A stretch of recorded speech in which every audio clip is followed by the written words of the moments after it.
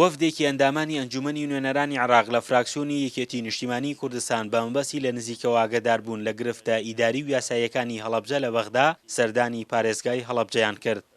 وەفدەکە لە سەرەتادا چەکپەگوڵی ڕێز و وەفایان لەسەر گوڵکۆی شەهیدانی هەڵەبجەدا ناوڕایان گەیان. هەڵەبجە لە بەرنامە و مەنهەجی یەکێتیدا هێما و سیمبولی گەلێکە و هاتووین لە نزیکەوە لەگەڵ ئیدارەکەیدا گفتوگۆ بکەین. جارێ پێش هەموو شتێک درود بۆ گیانی پاکی شەهیدانی هەڵەبجەی شەهید بۆ هەموو شەهیدانی ڕێگای ڕزگاری کوردستان. ئێمە بە حکومی ئەوەی بە هۆی ڤایرۆسی کۆڕۆناوە لە یادی کیمیابارانی هەڵەبجە نەمانتوانی بەواجب هەڵسین. ئەمڕۆ بە سەرورمانزانی لە مەیانی سەردانمان بۆ پارێزگای هەڵەبجە کە مەزاری شەهیدان بەسەر بکەینەوە. طبعاً لە سیاقی کاری پەرلەمانی خۆمانە وەکو کاری چاودێری و بەدواداچوونی خۆمان وەکو پەرلەمانتار و وەکو فراکسیۆنی یەکێتی نیشتیمانی کوردستان بە زەڕورمانزانی سەردانی پارێزگای هەڵەبجە بکەین و لە نزیکەوە لەگەڵ جەناوی پارێزگار و لەگەڵ لێپرساویەکە ئیداریەکانی سەر بە پارێزگای هەڵەبجە قسە بکەین لە نزیکەوە.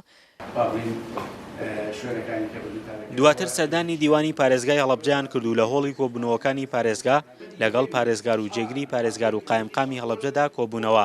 دواتریش لە کۆنگرەیەکی ڕۆژنامەوانیدا ناوڕۆکی کۆبوونەوەکەیان لەلایەن هەریەک لە پارێزگاری هەڵەبجە و سەرۆکی فراکسیۆنی یەکێتی لە ئەنجومەنی نوێنەرانی عێراق ئاشکراکرا.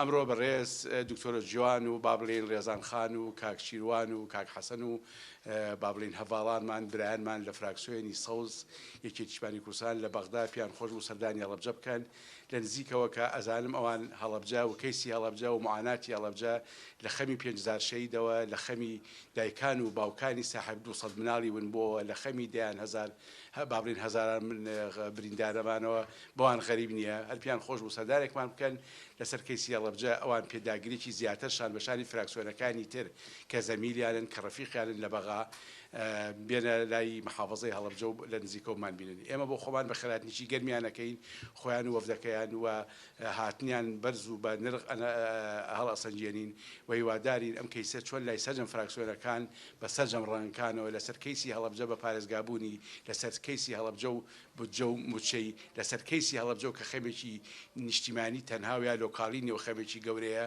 ئەمان تەکمیلی ئەو ئیشانەی ئەوان بکەن.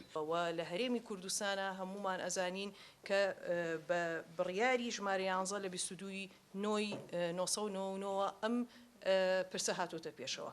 ئێمە وەکو فراکسیۆنی یەکێتی نیشتیمانی کوردستان لەم خولە ئەم بابەتە بە خەمی سەرێکی خۆمانمان وەرگرتووە لە پاڵ فراکسیۆنە کوردستانەکانی تر بۆ بە پشتیوانی فراکسیۆنە کوردستانەکانی تر لە ناو پەرلەمانی عێراقا.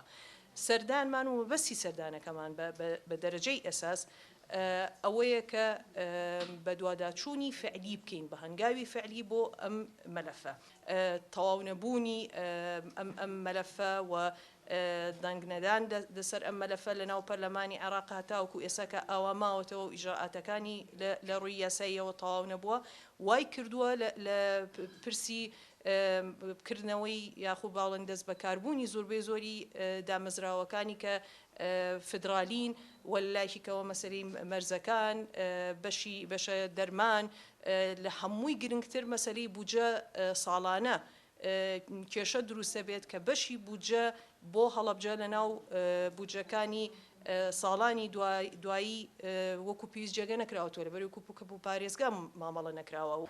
سەردانەکەی نوێنەرانی یەکێتی لە ئەنجومەنی نوێنەرانی عێراق لە کاتێکدایە دەیانەوێت لەگەڵ هەریەک لە سەرۆکوەزیرانی عێراق و ئەو لایەنانەدا لە بەغدا گفتوگۆ بکەن کە گرفتیان لەگەڵ پارێزگای هەڵەبجەدا هەیە وەک 19هەمین پارێزگای عێراق. فەرحان حەمەخان، گەلی کوردستان، هەڵەبجە.